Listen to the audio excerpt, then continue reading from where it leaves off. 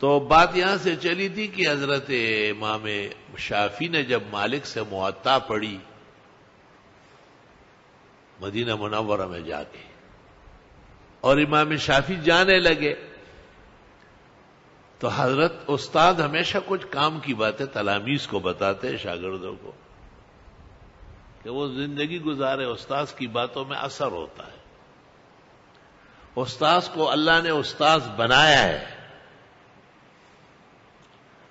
پادشاہ پہ سر بمکتب داد، لوح سیمینش در بغل او نہاد، برسر لوح او نوشت بزر، قہر استاذ بہز مہر پدر۔ ایک بادشاہ نے اپنے شہزادے کو استاذ کے پاس بٹھانا چاہا، چاندی کی تختی اس کے بغل میں دی کہ استاد لکھوائے گا، اور اس کے اوپر سونے کے روشنائی سے لکھوایا کہ قہر استاذ بہز مہر پدر، استاذ کی ڈانٹ ڈپٹ، تنبیہ، سختی یہ والدین کے رحمت و کرم سے بہت زیادہ ہے۔ ان کی رحمت و کرم ہے کہ بیٹے کوئی ضرورت نہیں پڑھنے کے، بیٹھ جاؤ۔ استاد ڈانٹیں گے کہ کیوں دیر سے آئے۔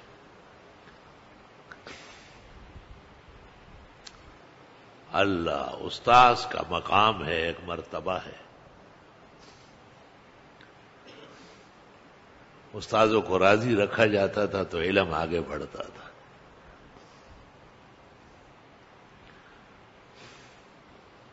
وہ ابن جنی درس دے رہا تھا، نوجوان تھا اور علوم سارے حفظ ہو گئے تھے، جس کی خصائص اور فصول جیسی کتاب ہے،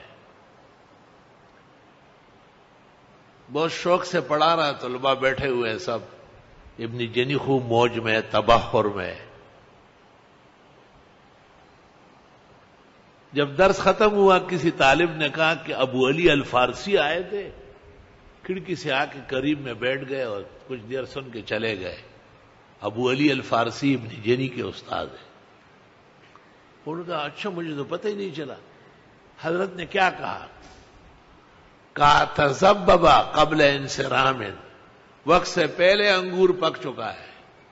اوہ خدا پاک، بس درس بس تنت ہو بدا فلازمہ 40 سنہ، 40 سال استاذ کے ساتھ چمٹے رہے، اور جب تک آپ زندہ ہے تو میں نہیں پڑھا سکتا، کمزوریاں پیش آ رہی۔ استاذ دیکھو کیا شان ہے۔ اور جب اجازت دے دی اور ابن جنی علیحدہ ہو گئے تو پھر ان کی کتابیں جمع کرنا آسان نہیں ہے۔ 200-300 کتابیں تو ان کی مجھے معلوم ہے۔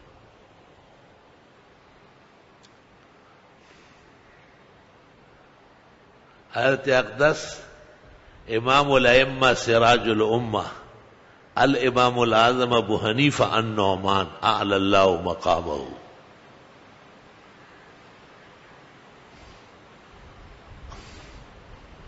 آپ کے شاگرد امام ابو یوسف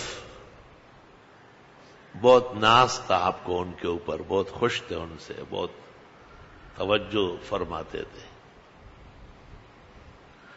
امام ابو یوسف کہتے ہیں انی لاستغفر لشیخ ابی حنیفہ قبل والدی۔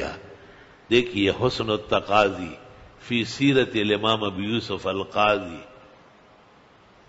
بقلم امام العرب والعجم انور شاہ ثانی شیخ زاہد الکوثری نور اللہ مرقدہ، کہ میں امام صاحب کے لیے پہلے دعائیں کرتا ہوں، پھر والدین کے لیے کرتا ہوں۔ والدین تو منع کرتے تھے، امام صاحب کہتے ہیں چپکے سے آؤ پڑھاؤں گا آپ کو۔ وہ مشہور قصہ ہے نا کہ امام صاحب کے درس میں آ کے بیٹھنے لگے تھے۔ امام صاحب کا درس تو آسمان کے نیچے حجت اللہ علی العالمین تھا۔ آپ کے درس میں مالک بھی رہے ہیں۔ ایک آدمی نے کتاب لکھی احسن المسالک فی روایت مالک عن ابی حنیفہ و ابی حنیفہ عن مالک، احقاق الحق کے ساتھ چھپ گئی کتاب۔ کوثری کی کتاب احقاق الحق کے پیچھے لگی ہوئی ہے، احسن المسالک۔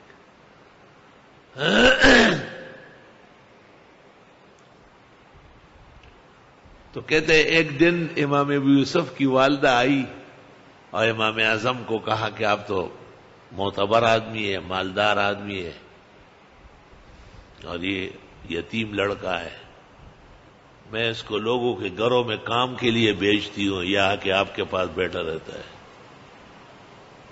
یہ علم پڑھ کے کیا کھائے گا؟ تو آپ نے کہا انہ یاکل الفستج والفالود علی ایدی الملوک والسلاطین، یہ بادشاہوں کے ہاتھ سے پستہ و فالودے کا حلوہ کھائے گا۔ چنانچہ زمانہ گزر گیا اور ابو یوسف اپنے علم کے پرواز میں سربلند ہوئے، اور اکبر ملوک الارض ہارون الرشید نے آپ کو چیف جسٹس قاضی القضات بنایا، اور ایک دن ہارون رشید یکدم حضرت کے دربار میں آئے، نوکر چوکر ساتھ تھے اور جام خود پکڑا ہوا تھا، کہا بہت بہترین ٹھنڈا فالودہ اور پستے کا حلوہ ہے۔ امام ابو یوسف کو کہا میں کھلانا چاہتا ہوں آپ کو۔ فکان ابو یوسف یبکی وتترعرع الدموع علی وجہہ، چہرہ تھر تھر آنسوں سے بھر گیا۔ اور رشید بڑا حیران ہوا کہ شاید کوئی چیز ناموافق ہو گئی، اور میں جب امام صاحب کی خدمت میں پڑھنے جاتا تھا تو میری والدہ منع کرتی تھی اور کہتی تھی یہ بچہ کھائے گا کیا؟ میرے استاذ نے کہا تھا کہ یہ بادشاہوں کے ہاتھ سے فالودے کھائے گا اور پستے کے حلوے کھائے گا۔ پھر فرمایا میرے استاد ایسے متقرب عند اللہ تھے کہ عام باتیں جو گپ شپ میں کہی اللہ نے سچ ہی کی۔ فما تقول فیما قال لنا فی الآخرہ، کیا کہنا ہے ان باتوں کو جو آخرت کے بارے میں کہی، وہ تو قرآن و سنت سے کہی جاتی۔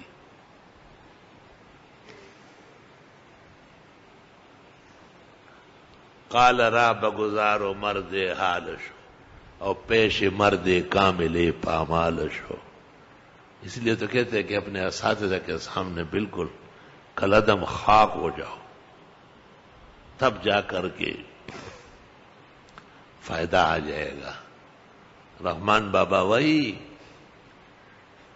دہکان کر پلوڑ ازمک باندھ نکڑی، دہکان کر پلوڑ ازمک باندھ نکڑی، او سرکوزی کوچ بن دے مر غزارشی۔ فرمایا کہ جو زمین بنی ہوئی نہیں ہے اور نشیبی نہیں ہے وہاں پر تو دہکان کاشکار بیج نہیں ڈالتا، بنی ہوئی زمین جس میں نرمی آئی ہو۔ دہکان کر پلڑز مکا باندھنے کا اور سرکوزی کا واچے بن دے مر غزارشی۔ تھوڑی سی عاجزی اور دم پستی پیدا کرو، پھر دیکھو کہ کیسے گلے لالا ہو، گلے نرگس ہو، گلے خاش خاش ہو، چمبیلی اور گلاب پھوٹتے یا نہیں۔ مٹا دو اپنی ہستی کو اگر کچھ مرتبہ چاہو، کہ دانا خاک میں مل کر گلی گلزار ہوتا ہے۔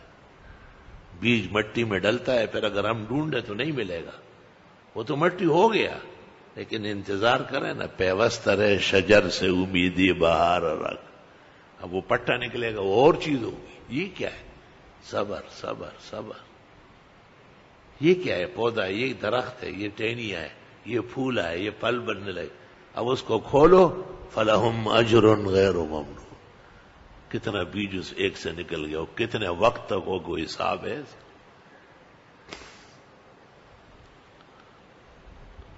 جتنے علماء اور اولیاء میدان علم و عمل کے گوہر آبدار چمکتے ہوئے لال و یاقوت نظر آتے، یہ وہی ہے جو آداب اور شرائط پر پورے اترے۔